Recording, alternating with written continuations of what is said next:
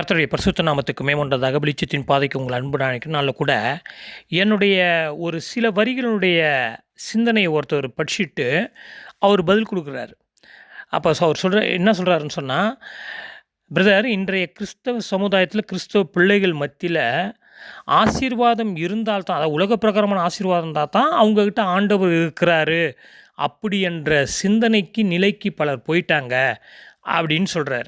அப்போ இதை வாசித்த பிறகு நான் ஒரு கட்டுரை அப்படியே எழுதினேன். அந்த கட்டுரை தான் உங்கள் மத்தியிலே இன்றைக்கு சிந்தனையாக வைக்கப் போகிறேன்.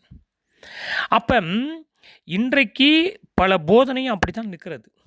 அதாவது எப்படின்னு சொன்னால், ஆண்டவர் உங்களை செழிப்பாக வைப்பார், பணக்காரராக ஆக்குவார், செல்வங்கள் உங்களுக்கு பெருகும், ரெட்டிப்பாக பெருகும் அப்படின்னு சொல்லிட்டனால, அப்போ ஆசீர்வாதமாக இருக்கிறவங்ககிட்ட ஆண்டவர் இருக்கிற மாதிரியும், அதாவது உலக பிரகாரமான செல்வாக்கோடு இருக்கிறவங்ககிட்ட ஆண்டவர் இருக்கிற மாதிரியும், ஏழையாக வறுமையில் இருக்கிறவங்க, கூலி வேலை செய்கிறவங்க, நிரந்தர வேலை இல்லாமல் இருக்கிறவங்க, இல்லை ப்ரைவேட் கம்பெனியில் வேலை செய்கிறவங்க, இல்லை வாகனம் இல்லாதவங்க, சொந்த வீடு இல்லாதவங்க, இல்லை அதாவது எப்படி சொல்கிறது, கூரை வீட்டில் இருக்கிறவங்க, இவங்களுக்கெல்லாம் ஆண்டவரே இல்லாத மாதிரியும், அவங்களுக்கெல்லாம் ஆசீர்வாதமே இல்லாத மாதிரியும் ஒரு நிலை அப்படியே இன்றைய கிறிஸ்தவ சமுதாயத்தில் அப்படியே பரவி கொண்டு வருகிறது.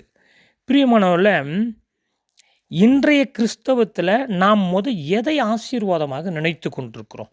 இந்த கேள்விக்கு பதில் இருக்கிறதா? இந்த செய்தியை கேட்குறவங்க பதில் தேடுங்க, பைபிள்லேருந்து தேடுங்க. எது ஆசீர்வாதம், எதை தேவன் ஆசீர்வாதம் என்று சொல்லுகிறார்?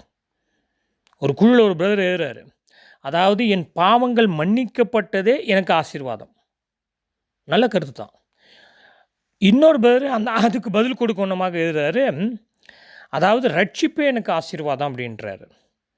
இப்போ இது ரெண்டையும் இணைத்து நான் ஒரு காரியத்தை சொல்லுகிறேன். அதாவது இயேசு கிறிஸ்துவை நான் ஏற்றுக்கொள்வது, இயேசு கிறிஸ்து எனக்குள் வருவது, நான் அவருக்குள் இருப்பது, நான் அவருக்குள் அவர் எனக்குள் நான் வாழ்வது தான் ஆசீர்வாதம். இது ரெண்டுத்துலேயுமே ரட்சிப்பும் விடுகிறது, பாவ மன்னிப்பும் விடுகிறது. ஏன்னா இயேசு கிறிஸ்துவின் மூலமாக தான் பாவ மன்னிப்பு, இயேசு கிறிஸ்துவின் மூலமாக தான் ரட்சிப்பு வருகிறது. அப்போ ஆசீர்வாதம் எது? ஆசீர்வாதம் இயேசு கிறிஸ்து தாங்க ஆசீர்வாதம். யாரெல்லாம் இயேசு கிறிஸ்துவோடு இல்லையோ, இயேசு கிறிஸ்துவோடு வாழவில்லையோ, அவரோடு கூட பயணிக்கவில்லையோ, அவரை ஏற்றுக்கொள்ளவில்லையோ, அவங்களாம் உண்மையிலுமே வறுமையில் இருக்கிறாங்க, இருளில் இருக்கிறாங்க, வெளிச்சத்தில் இல்லை. அப்போ நான் வேகமாக சில காரியங்களை சொல்கிறேன், அதற்கு பிறகு நீங்கள் சிந்தித்து பாருங்கள். அப்போ தேவனுடைய பார்வையில் எது ஆசீர்வாதம்? பணமா, பொருளா, வீடா, காரா, தங்கமா, வெள்ளியா, எது ஆசீர்வாதம் அப்படின்னு நீங்கள் நினைக்கிறீங்க?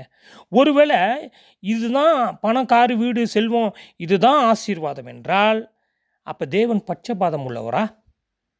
சபையில் ஒரு சிலவங்களுக்கு நல்ல வசதியும், இன்னொரு சிலவங்களுக்கு வசதியும் இல்லாமல் ஒரே சபையில் இருக்கிறாங்களே, அப்போ தேவன் பட்சபாதம் காண்பிக்கிறார் அந்த இடத்துல? புரிஞ்சுக்கணும் சத்தியத்தை. அப்போ ஒருத்தவங்களுக்கு மட்டும் தேவன் செல்வாக்கை கொடுத்து எல்லாவற்றையும் கொடுத்து இன்னொருத்தவங்களுக்கு கொடுக்கலன்னு சொன்னால், அப்போ தேவன் எப்படி பார்க்குறாரு? அப்போ தேவனுடைய பார்வையில் பணம், வீடு, காரு, அந்தஸ்து, பட்டம், படிப்பு இதுதான் ஆசீர்வாதமா தேவனுடைய பார்வையில்? இல்லை பிரியமானவங்களே, இல்லை. பைபிளை படிங்க, சத்தியத்துக்கு வாங்க. அப்போ இது தேவன் வருகின்ற வரை இப்படிப்பட்ட ஏற்றத்தாழ்வுகள், அதாவது பணக்காரன், ஏழை, வசதி உள்ளவன், வசதி இல்லாதவன், வீடு உள்ளவன், வீடு இல்லாதவன், இதெல்லாம் ஆண்டவர் வருகின்ற வரை இருக்கும். அப்போ இன்றைய ஊழியருடைய மத்தியில் எப்படி பிரசங்கிக்கிறாங்க அப்படின்னு பார்த்தா, பணத்தை குறித்து, செல்வத்தை குறித்து, பிஸ்னஸை குறித்து பிரசங்கிக்கிறாங்க. சரி, இப்போ எனக்கு ஒரு கேள்வி. அப்போ இவர்கள் அந்த செழிப்பை குறித்து பிரசங்கிக்கிறவங்க ஏன் மக்களிடம் பணம் சேகரிக்க வேண்டும் என்ற ஒரு கேள்வியை போய் கேட்டு பாருங்களேன். அப்போ தானாகவே தேவன் உங்களை ஆசீர்வதிச்சிருக்கணும் இல்லை? மக்கள்கிட்ட காணிக்கையோ எந்த ஒரு ப்ரோக்ராமும் நடத்தக்கூடாது. இப்போ 2026 ப்ரோக்ராம் நடத்துவாங்க, என்னென்னமோ பண்ணுவாங்க. 2025 நடத்துனாங்க, 26 நடத்துவாங்க, 27 நடத்துவாங்க. அப்போ பல ப்ரோக்ராமுங்க, பல கூட்டங்க இப்படிலாம் நடத்தி பணம் சேகரிப்பாங்க. ஞாயிற்றுக்கிழமை கூட்டம், இப்படி எல்லா கூட்டங்களையும் பணம் சேகரிப்பாங்க. இப்போ ஒரு கேள்வி, இதை சேகரிக்காமல் தேவன் ஏன் உங்களை பெருக செய்யவில்லை? ஏன் ரெட்டிப்பாக ஆசீர்வதிக்கலை? ஏன் மக்கள்கிட்ட போய் பணத்தை கேட்கணும்? யோசித்து பாருங்கள். அப்போ பிரியமானவர்கள, ஆண்டவராகிய தேவன் இந்த உலக பிரகாரமான ஆசீர்வாதங்களை ஆசீர்வாதம் என்று சொல்லவில்லை. நீங்கள் நானும் தயவுசெய்து புரிஞ்சு கொள்ள வேண்டும். அப்போ சொந்த வீடு இருந்தாலும் சரி, சொந்த வீடு இல்லை என்றாலும் சரி, அது பிரச்சனையே இல்லை. புரிஞ்சுக்குவோம். சரி, இப்போ ஆண்டவருடைய வாழ்க்கையில நம்ம பார்ப்போம் இந்த காரியத்தை. இப்போ உலக பிரகாரமான செல்வம், செழிப்பு, காரு, வாகனம் இதுதான் ஆசீர்வாதம் என்றால், ஏன் பிதாவாகிய தேவன் ஆண்டவராகிய இயேசு கிறிஸ்துவை ஒரு ஒரு அரண்மனையில் ஒரு பணக்காரருடைய குடும்பத்தில் போய் பிறக்க வைக்காதபடி, ஏன் மரியாளையும் யோசேப்பையும் தெரிந்து கொண்டு அந்த குடும்பத்தில் தேவன் பிறக்க வேண்டும்? அவருக்கு சொந்தமாக கழுதை இல்லை, சொந்தமாக வீடு இல்லை, சொந்தமாக படகு இல்லை. யோசிச்சு பாருங்கள்.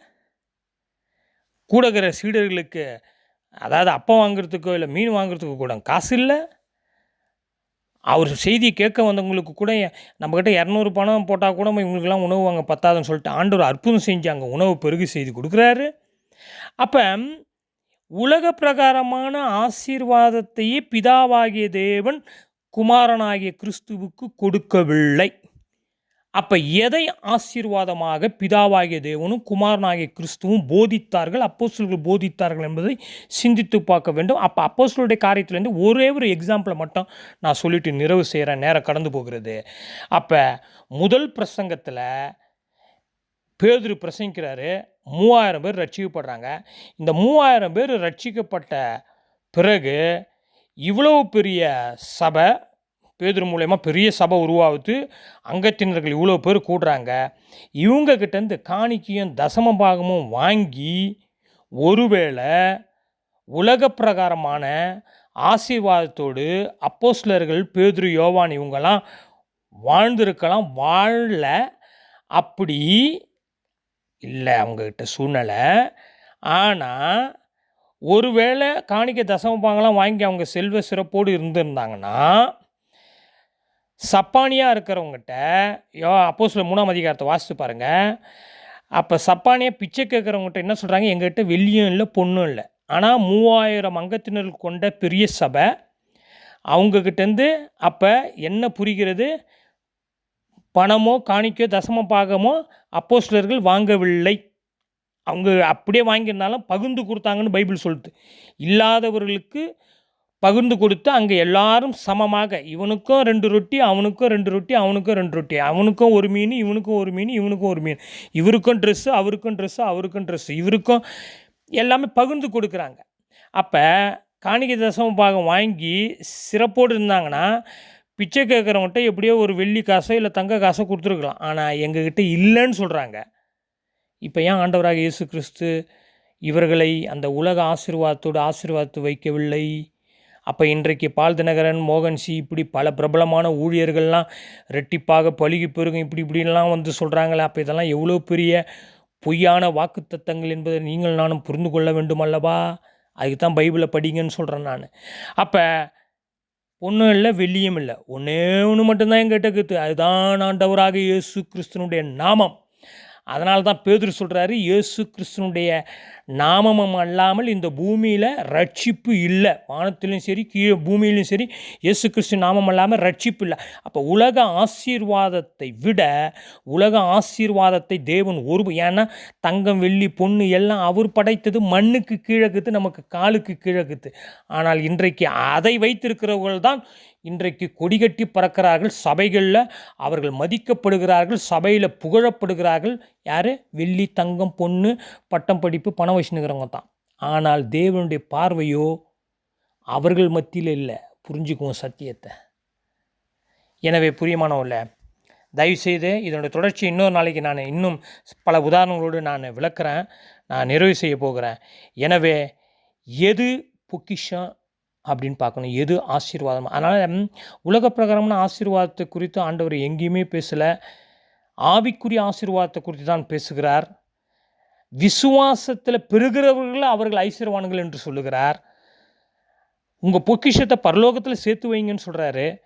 அப்போ பரலோகத்தில் எப்படி சேர்த்து வைக்கிறது? நம்ம பொக்கிஷத்தை எப்படி நம்ம இங்கே வாங்குகிற நம்ம வைத்துக்கிட்டு இருக்கிற உலக பிரகாரமான ஆசீர்வாதங்கள்லாம் பரலோகத்தில் இன்வெஸ்ட்மெண்ட்டா? இல்லை பிரியமானவர்களே, பைபிளை சரியாக படிங்க.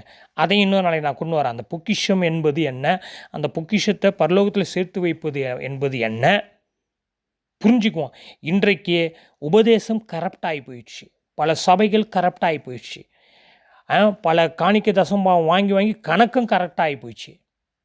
இன்றைக்கு ஆன்மீகமும் அரசியல்லையும் உண்மையை பார்க்க முடியவில்லை. மக்களை அவர்கள் ஒரு பக்கம் ஏமாற்றி ஓட்டு அரசியல் செய்கிறார்கள். ஆன்மீக தலைவர்கள் இவர்கள் ஒரு பக்கம் மக்களை ஏமாற்றி ஆசீர்வாதம், கிருபை, வரம் அப்படின்னு சொல்லி பொய் வாக்குத்தத்தங்களை அள்ளி விடுகிறார்கள். எனவே மக்களே, தயவு செய்து பைபிளை நீங்கள் நானும் சரியாக வாசிப்போம். ஆவிக்குரிய ஆசீர்வாதத்தை நீங்கள் நானும் எது எது என்பதை பைபிளில் என்ன செய்யுங்க, தேடி பார்த்து வாசித்து, உலக பிரகாரமான ஆசீர்வாதம் நிரந்தரமல்ல, நம்மை விட்டு ஒரு நாள் போய்விடும். ஆனால் நம்மளுடைய பொக்கிஷம் பரலோகம். பரலோகத்திலே நம்மளுடைய பொக்கிஷத்தை சேர்த்து வைப்பதற்கு என்ன செய்ய வேண்டும் என்பதை இயேசு கிறிஸ்துவனுடைய வாழ்க்கையின் வழியாக, அப்போஸ்தலருடைய வாழ்க்கையின் வழியாக, உபதேசத்தின் வழியாக நீங்கள் நானும் கற்றுக்கொண்டு வாழ கிருபை செய்வாராக தேவன் தாமே. ஜெபம் செய்வாங்கள். அதிமனை சீர பரலோக பிதாவே, ஆண்டவரே, உலக பிரகாரமான ஆசீர்வாதத்தை நம்பி அதையே போதித்து மக்களை ஏமாற்றுகிற ஊழியர்கள் மனம் திரும்ப, உலக பிரகாரமான ஆசீர்வாதத்தை தேடி நாடி ஓடி உம்மை நாங்கள் இழந்து விடாதபடி, நீரே எல்லாம், நீரே எங்களுக்கு எல்லாம் ஆசீர்வாதமும் அப்படி என்பதை நாங்கள் உணர்ந்து, ஆண்டவரே, எந்தவித ஏற்றத்தாழ்வும் சபையிலையும் காட்டாதபடி, ஆண்டவரே, எல்லாரையும் ஒரே மாதிரி நாங்கள் ட்ரீட் பண்ண எனக்கும் எங்களுக்கும் கிருபை செய்வீராக. இயேசு கிறிஸ்து மூலம் தாழ்மொழி ஜெபம் நல்ல பிதாவே, ஆமேன்.